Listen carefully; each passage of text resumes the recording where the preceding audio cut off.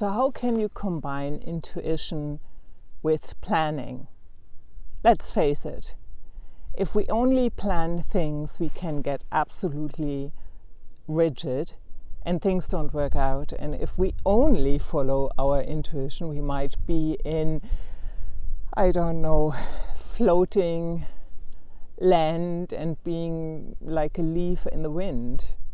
So maybe the secret is to find a good combination that works for us individually, because I believe there's maybe some people that have lives that requires more planning, and then there are other people that might need more freedom to see what happens and using their intuition. So I think it's in the ratio between how much you leave space for things to happen and how much planning depends on your individual situation and on your personality, I would say.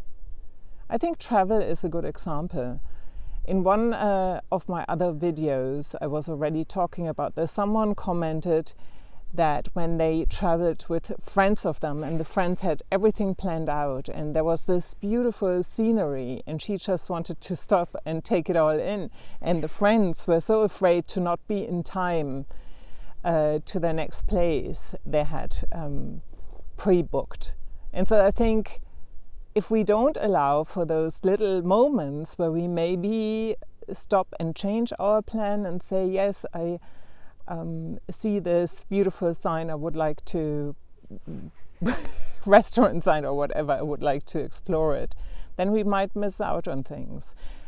At the same time, if we don't plan anything, if we don't book the flight, we might never do the travel in the first place. So it's a funny thing. I had to think of when I traveled to Cornwall to suss out whether I wanted to live there. And what I did is I sublet my flat in Hamburg for 3 months. And I said to myself, I'm going to take my car, I'm going to go to England, and then I'm going to see what happens, whether I really end up in Cornwall and how everything feels. Saying that I planned everything so that I could have a very defined container of 3 months that allowed me to explore. And I did end up in Cornwall, and I did end up moving there, and I lived there for 7 years. So that's something that really works very well for me. Personally, when I plan too much, I get too rigid. I have problems to stay a little bit flexible. So I think if you are someone who loves planning a lot, you probably still benefit from sitting down and revising your plans. And in a way, what I'm trying to say is, if you love to have the freedom and to improvise a little bit or have your intuition guide you, it's maybe a good idea to give that a container. So to have the container where you plan for something and say, I'm going to do this and that, and then the free space where you allow for things to happen is planned into that. So I would say there's 2 ways you can do this.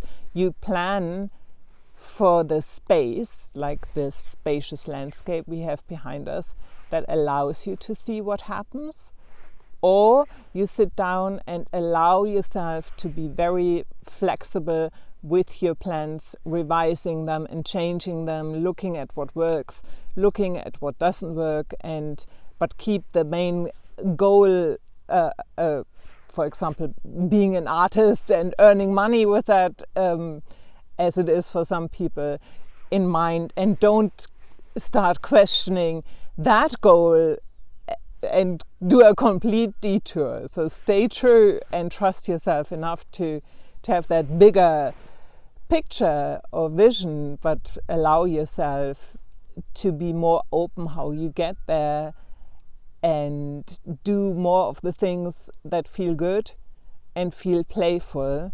But also don't fall into the trap where you're only listening to what feels good and what doesn't, because sometimes our fear might be telling us that this isn't good, like continuing as an artist. Maybe we are just shortly before a breakthrough, And then it might be better just to stick to the goal of being the artist and not listen to the fear, because we are afraid of success. So it's a dance worthwhile taking.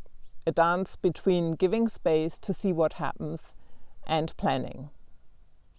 So let me know how you're doing with the plan. Let me know how you're doing with planning versus intuition, or how you embrace both. I would love to know. Take good care. Bye-bye.